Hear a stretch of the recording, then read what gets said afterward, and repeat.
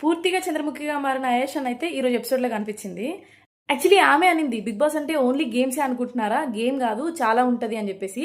మరి ఆమెనే ఒక గేమ్ ఓడిపోతే అంతగానం ఏడవడం అయితే నాకు అర్థం కాలేదు. యాక్చువల్లీ ఆమె వచ్చిందే ఇప్పుడు అండ్ ఆడింది ఫస్ట్ కెప్టెన్సీ టాస్క్.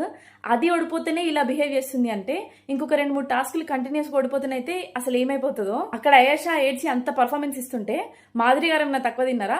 ఓన్లీ ఆమెనే ఏడిస్తే కంటెంట్ అంతా ఆమెకే వెళ్ళిపోతుందని మధ్యలో దూరి ఈమె కూడా ఏడ్చేసింది. For the first time Bigg Boss లో అయితే ఒక్కటే వీక్ ఇద్దరు కెప్టెన్స్ ని చూడబోతున్నాము.